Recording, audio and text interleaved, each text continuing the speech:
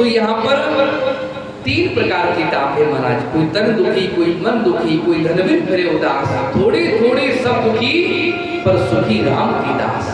भगवान के जो भक्त होते हैं वही संसार में सबसे बड़े सुखी रहते हैं। संसार में सबसे सुखी है कौन? संत। क्यों? कि संत को संसार की कोई परवाह तो ही नहीं।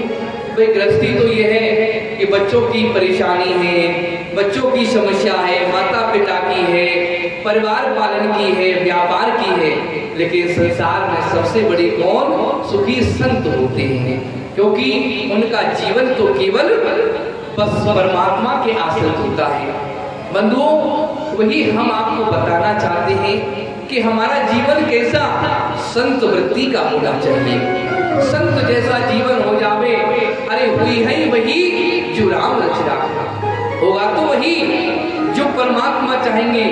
लेकिन जीव अपनी चातुर्यता पर ज्यादा घमंड करता है महाराज, इसलिए उनके भरोसे छोड़ दो, सब कार्य वही करने वाली है। भागवत जी के भरोसे छोड़ दो, सब काम वही करने वाले हैं।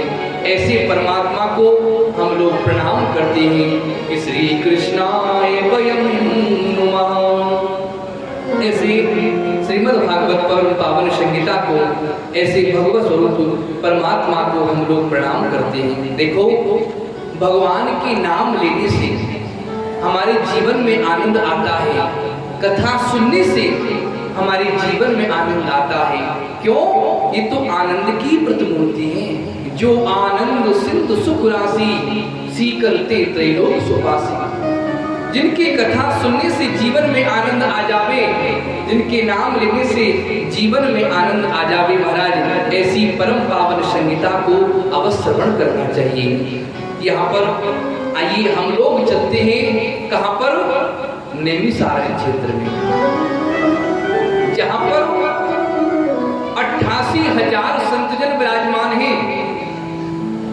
सौनकादिक ऋषि जिनको कहते हैं, उनकी उम्र इतनी लंबी है महाराज, जिनके जीवन में न जाने कितनी बार इंद्र बदल चुके हैं।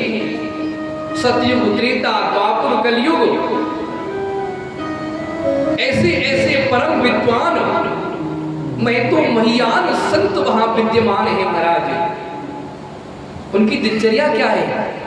उनकी दिनचर्या केवल यही है, वो संत सत्संग करते हैं महाराज। एक वक्ता होता है, बाकी अन्य सभी श्रोता होते हैं।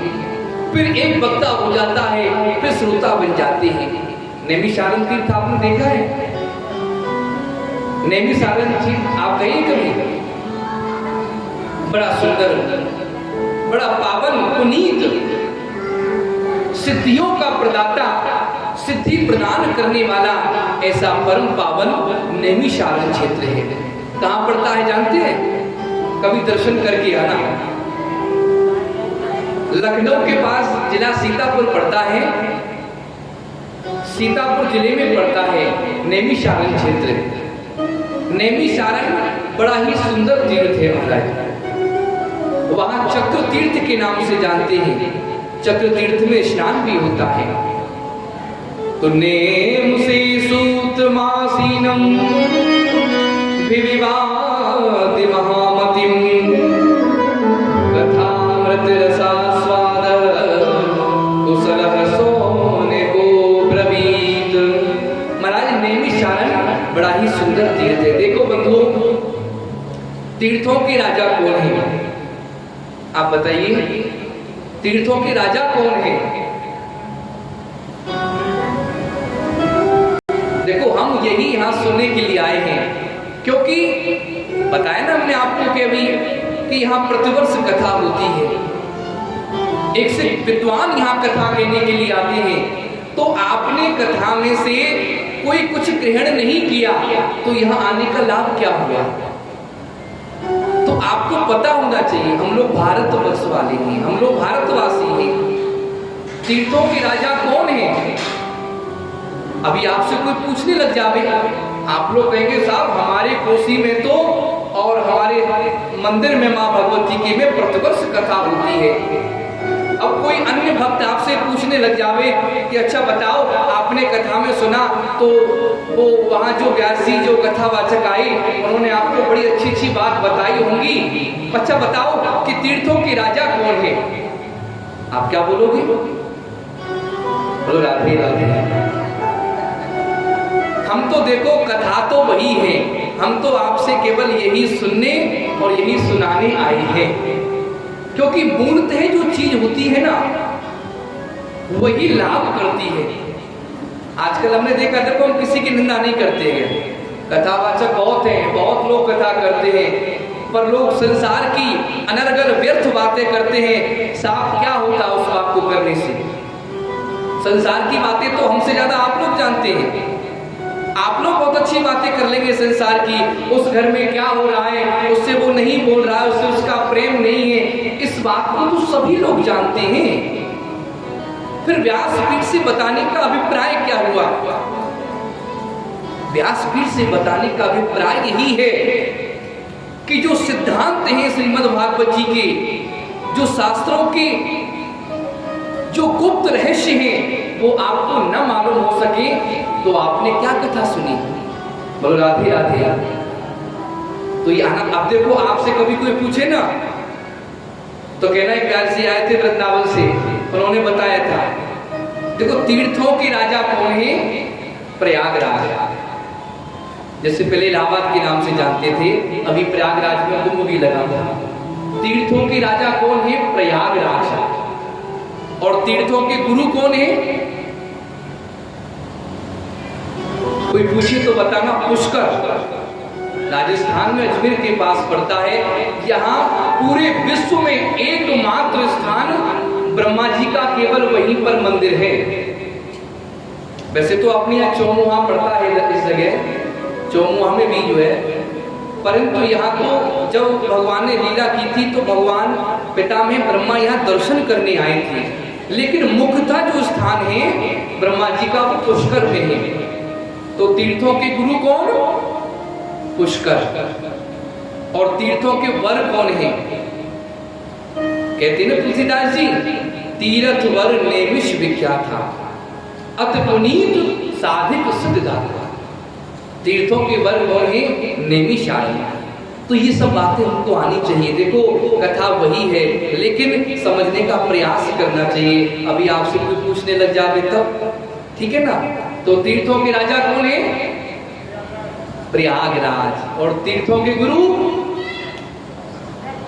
है? हाँ, पुष्कर। और तीर्थों के वर नैमिषारण्य। तो ये सब बातें, और आप लोग तो परम श्रद्धालु जिज्ञासु भक्त हैं, क्योंकि जहाँ हर वर्ष कथा होती हो तो वहाँ तो आप लोगों को बड़ा जिज्ञासु होना चाहिए। लेकिन बड़ी अच्छी बात है, जैसे भी कथा को आप लोग श्रवण करें, श्रवण करना चाहिए।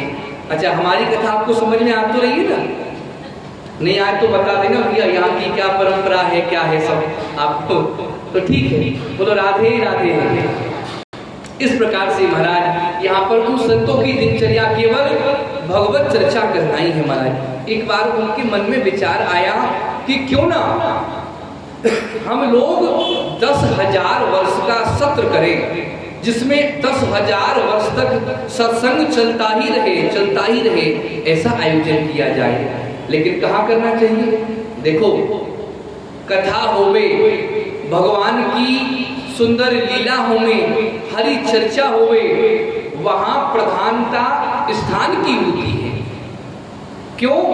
कि कथा तो कहीं भी हो सकती है, कथा आपके घर में भी हो सकती है, कथा कोई यहाँ धर्मशाला होगी वहां भी हो सकती है, लेकिन कथा यहीं पर क्यों हो रही है? क्योंकि यहाँ स्थान का बड़ा महत्व बताया गया है। एक बार की बात, भगवान शिव और पार्वती जा रहे थे, तो भगवान शिव पार्वती आगे जैसे ही चलने लगे तो भगवान शिव ने एक स्थान को देखा और प्रणाम किया। माँ पार्वती ने सोचा कि यहाँ कोई ना कोई मंदिर है, ना कोई देवालय है, ना कोई तीर्थ है, ना कोई नदी है, फिर किस बात को लेकर भगवान शिव ने प्रणाम किया?